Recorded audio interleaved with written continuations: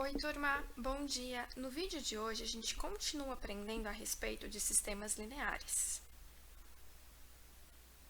O primeiro tópico que a gente vai conversar é sobre um sistema linear do tipo M por N. Quando a gente fala que a gente tem um sistema linear do tipo M por N, a gente está referenciando o M à quantidade de equações lineares que eu tenho, e o N são a quantidade de incógnitas que eu tenho. Tá? E ele vai ser representado conforme está aqui embaixo escrito para gente, ou está genericamente representado nesse quadro aqui no meio da apresentação.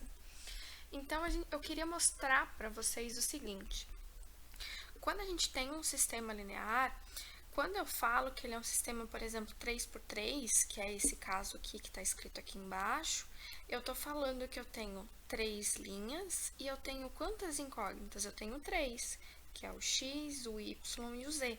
Talvez você vai falar para mim o seguinte: tá, professora, mas na última a gente só tem 2 incógnitas. Não tem esse problema. Por quê? Porque nas outras duas a gente tem as 3 incógnitas, tá? Então a gente tem que ver quantas letras diferentes a gente tem nesse sistema. Então, o fato de eu ter essa chave aqui na frente é o que vai caracterizar um sistema linear. É isso que vai me falar que essas 3 equações elas têm relação entre si. Quando eu for falar da solução de um sistema linear, eu vou ter sempre um ponto. E esse ponto ele só vai ser uma solução se resolver corretamente todas as minhas equações. Então, aqui eu trouxe 2 equações para a gente. Então, a primeira equação é 2x mais 3y igual a 13 e a segunda é 3x menos 5y igual a 10. E eu quero saber se o ponto 5 para x e 1 para y é a solução desse meu sistema. Então, o que eu vou fazer? Observa aqui comigo. Ó. Como está escrito nessa primeira aqui de cima, 2x mais 3y, eu vou colocar 2 vezes o x, que é 5, mais 3 vezes o y, que é 1. E agora a gente vai resolver. Então, 2 vezes 5 eu vou anotar aqui em cima, que é 10. 3 vezes 1 dá 3. 10 mais 3 dá 13? Sim. Então, é a solução da primeira. Por ser solução da primeira, eu não posso automaticamente admitir que é a solução dessa segunda equação aqui, tá? A gente precisa ainda assim resolver. Então, vai ficar 3 vezes o x, que é 5, menos 5 vezes o y, que é 1, e vou calcular para ver se dá 10. Então, vamos lá. 3 vezes 5 dá 15, 5 vezes 1 dá 5, sim, deu 10. Então, eu posso afirmar que o ponto 5 para x e 1 para y é sim solução desse meu sistema aqui. Não quer dizer que é solução de todos os sistemas existentes no mundo, tá bom? Aí eu trouxe uma outra forma para a gente pensar. Eu trouxe só uma equação, ó, que é a equação 3x mais 2y é igual a 18. E eu quero saber o seguinte: o par ordenado 4 para x e 3 para y é solução? Como é que eu vou descobrir? Bom, eu preciso colocar o 4 no lugar do x e o 3 no lugar do y. E quando eu resolvo essa equação, eu vou chegar em 18? Sim, eu vou chegar. Então, eu posso falar que esse ponto, que é o 4 para x e 3 para y, é uma solução. E o par ordenado 6 para x e 0 para y, ele vai ser uma solução? Vou fazer a mesma coisa, colocar o 6 no lugar do x, o 0 no lugar do y e vou resolver. Sim, também deu 18, então também é uma solução. Agora, olha a última observação aqui. Ó. Eu quero saber se o par ordenado 5 para x e 1 para y é solução. E não, ele não é uma solução. Porque quando eu substituo aqui, ó, dá um valor diferente de 18. Dá quanto? Bom, vai ficar 15 mais 2, que vai dar 17. Ah, mas quase deu. Não importa, não deu. Tem que dar exatamente o valor que eu estou falando que vai dar depois do igual, tá? Então, esse último ponto não é uma solução. E por que eu estou insistindo nisso? Eu estou insistindo porque eu quero falar com vocês a respeito da parte geométrica dessas soluções. Quando eu tenho um par ordenado, que é x e y, tá? Eu vou estar falando da representação de um ponto no plano cartesiano. Quando eu tenho uma terna, que daí são 3 respostas, que é o x, o y e o z, eu estou falando de um ponto no espaço, tá? E eu queria mostrar para vocês isso geometricamente, então eu trouxe aqui, ó, para a gente poder estar enxergando. Então, eu trouxe aquela equação, que é o 3x mais 2y igual a 18, e eu trouxe aqui, ó, os 3 pontos que a gente resolveu, que a gente quis ver. Então, eu já trouxe a reta é essa reta aqui, que tá já desenhada aqui pra gente, tá? O 4 para x e 3 para y é aqui o meu ponto B. Deixa eu anotar aqui que é um ponto B para você. O meu ponto A é o ponto 6 para x e 0 para y, que é esse meu segundo ponto aqui. E esse último ponto é um ponto C. Então, lembra que quando a gente resolveu o 4 para x e 3 para y na equação, deu que sim, que pertence à reta, o 6 para x e 0 também, mais que o 5 para x e 1, não. Então, é porque ele está aqui fora, ó. Então, é isso que quer representar quando eu digo que aquele ponto não é uma solução daquela equação. Como ali a gente tem só uma equação, aí a gente vai ter vários pontos que quando a gente for resolver vai dar certo. Quando a gente tem um sistema linear, aí eu já estou falando do cruzamento de duas retas e um pouquinho mais para frente a gente já vai estar assistindo isso, já vai perceber isso, tá? Sobre a classificação desses meus sistemas lineares. Então, sempre que eu tenho um sistema linear, ele vai acontecer de ter uma possível solução ou ele vai ser impossível. Então, se ele é possível, quer dizer que ele tem solução, mas se é impossível, não, ele não tem, tá? Quando ele é possível, ele pode ser possível e determinado, que é o que está escrito aqui em cima. Então, ele vai ter uma solução única, só uma única resposta que ele vai ter. Mas se ele é um sistema possível e indeterminado, significa que ele tem infinitas soluções, tá? Então, a gente acaba fazendo o seguinte, a gente chama de esse aqui, ó, de SPD, que é um sistema possível e determinado. Esse aqui é um sistema possível mais indeterminado. E esse último aqui é um SI, que é um sistema impossível, um sistema que não tem solução. Graficamente, a gente está falando que aqui eu vou ter duas retas, elas vão se cruzar em um único ponto. Quando eu tenho um sistema possível mais indeterminado, significa que eu tenho uma reta em cima da outra, tá? Então, todos os pontos solucionam, então por isso que são infinitas soluções. E um sistema impossível quer dizer que eu tenho duas retas paralelas. Duas retas paralelas nunca se cruzam, portanto, elas não têm ponto em comum, tá? Resumidamente, é isso. Para a gente resolver um sistema 2x2, a gente pode resolver pelo método da soma ou da substituição. Eu vou fazer cada uma aqui de um jeito, mas vocês vão optar pelo que ficar mais fácil para vocês. É interessante a gente saber os dois, porque em alguns momentos um é mais fácil e em outros momentos o outro é mais fácil. Mas se vocês quiserem fazer só por um, também a gente não tem problema por isso. E eu também vou estar nas aulas explicando outras formas de a gente resolver, tá? Então, o primeiro que a gente vai fazer é o método da soma. Vou até anotar aqui do ladinho para a gente saber que é isso que a gente está fazendo. Então, no método da soma, eu preciso pensar no seguinte. Eu vou simular um sinal de mais aqui na frente e uma barra e eu vou somar assim, ó, tá? Os meus valores. Então, pensa comigo.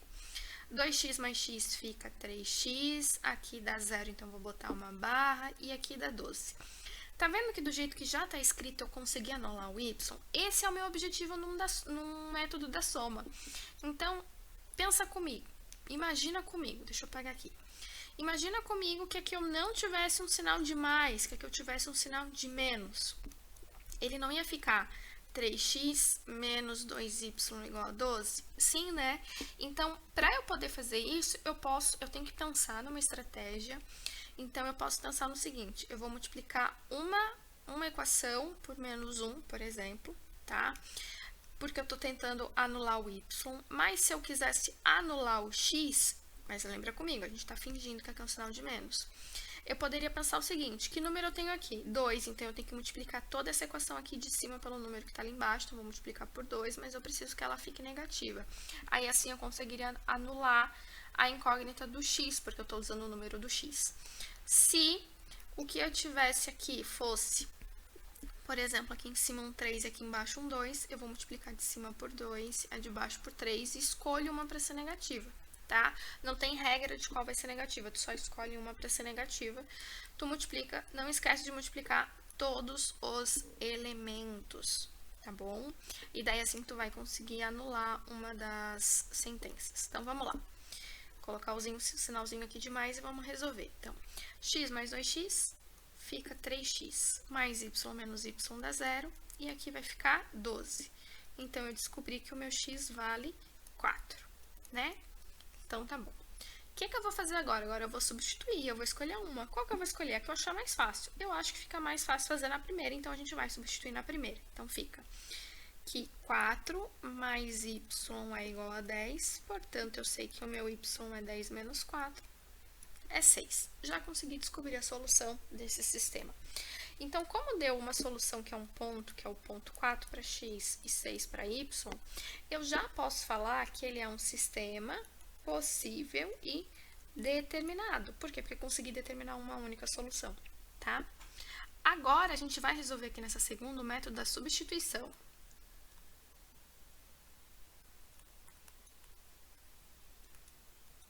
Então, vamos lá. Para a gente fazer o método da substituição, eu tenho que escolher isolar uma incógnita. Então, eu vou pegar essa segunda aqui, ó. Eu vou isolar o x, então, eu vou ficar com x igual a 16 mais 3y. Só que eu não posso usar essa segunda, então, vou ter que usar a primeira. Então, eu vou fazer 2 vezes. Quem é o meu x? Agora, isso aqui, ó. 16 mais 3y. Aí, eu continuo copiando a minha equação aqui de cima. Então, vai ficar mais y igual a 7. Como o 2 está multiplicando ali, está entre parênteses, o que eu vou fazer agora é a propriedade distributiva. Então, vai ficar 2 vezes 16, 32, mais 2 vezes 3, 6y, mais y é igual a 7. O que a gente faz agora? Vai jogar letras para um lado, números para o outro. Então, vou ficar com 7y é igual a 7 menos 32, que vai ficar menos 25. Então, meu y, ele vale menos 25 sobre 7, certo? Vou só jogar aqui um pouquinho para o lado. Aí, o que eu preciso resolver agora? Preciso descobrir quanto que é esse meu valor de x. Então, no lugar do y, eu vou substituir o menos 25 sobre 7. Então, o x vai ficar 16 mais 3 vezes menos 25 sobre 7. Então, o x vai ficar 16 menos 75 sobre 7, tirando o mínimo, fica 112 menos 75 sobre 7, fica 37 sobre 7. E esse aqui é o meu valor de x, tá bom? Como eu também cheguei em uma única solução, é um sistema possível e determinado. Mas, para a gente conversar a respeito das classificações, eu trouxe outros exemplos, tá? Então, eu trouxe esse exemplo A aqui, que ele é um SPD. Por que ele é um SPD? Porque ele tem uma única solução. Então, aqui está sendo resolvido pelo método da soma, tá? Que é o que eu falei para vocês, que eu preciso colocar um número aqui na frente, pelo fato de um já ser positivo e outro negativo, assim a gente ganha um pouquinho de tempo, né? Então, a gente pode usar essas técnicas, essas estratégias. E eu vou multiplicar a equação de cima toda por 5, ó. Então, tá vendo que ela tá toda uma múltipla de 5? Então, é por isso. Aí, eu descubro que o meu x, ele vale 3, e eu descubro que o meu y vale menos 1. Então, o que eu tenho aqui, ó? Eu representei graficamente essa reta e essa reta aqui, tá? Qual é o ponto que elas se cruzam? É esse ponto aqui, ó. Qual é a coordenada desse ponto? Sim, 3 para x e menos 1 para y. Tá? Então, viu como um SPD realmente fica um ponto? É por isso. Trouxe outro exemplo aqui, ó, que já vai ser um SI, que é um sistema impossível. Então, eu tenho essas duas retas aqui. Se a gente parar para resolver elas, a gente vai chegar no seguinte problema. Aqui, ó, eu quero colocar um 2 aqui na frente do x, na verdade, um 2 negativo. Então, eu vou multiplicar a equação de cima por menos 2. Então, eu vou fazer x vezes menos 2, menos 2x, 2 vezes 2, 4, então, mais 4y, e 5 vezes 2, 10, menos 10. Tá escrito tudo aqui, correto? Agora, eu vou somar com aquele sinalzinho de mais aqui fora. Então, como é que vai ficar? Menos 2x mais 2x dá 0. Mais 4y menos 4y dá 0. E menos 10 mais 2 vai ficar menos 8. Então, observa aqui comigo, ó, o que está escrito aqui embaixo? Ó, tá vendo que a 0y é igual a menos 8? Então, Pensa comigo, existe a chance de eu fazer 0 vezes qualquer número que é o y aqui, vai dar menos 8? Não, isso é impossível. Então, por ser impossível, é um sistema impossível. Quando a gente representa essas duas retas aqui no plano cartesiano, tá vendo que elas são paralelas? Retas paralelas nunca se tocam, então vai ser impossível ter um ponto onde elas se tocam, tá? O último exemplo que eu trouxe aqui para vocês é um sistema possível, nem anotei aqui, né? Então, é um sistema possível, mas indeterminado. Por quê? Porque quando eu vou resolver esse sistema aqui, ó, eu vou pegar a reta de cima e vou multiplicar ela toda por 3, e a de baixo eu vou multiplicar toda por 2, daí eu vou multiplicar aqui por menos 2 só para poder anular, certo? Vou chegar nessas equações aqui e descubro que 0 vezes y dá 0. Bom, isso não é um absurdo, né? Porque 0 vezes qualquer coisa realmente vai dar 0. Por isso que eu digo que é um sistema possível mais indeterminado. Então, o que eu estou falando para vocês? Tá vendo que essas duas retas aqui embaixo, elas ficaram idênticas? Por elas ficarem idênticas, eu consigo entender que essas duas retas, elas são o quê? Elas são a mesma reta, então tá uma em cima da outra, tá? Então, por isso que eu digo que é um sistema possível, porém indeterminado, tá? Por hoje era isso, um beijo para vocês e até uma próxima!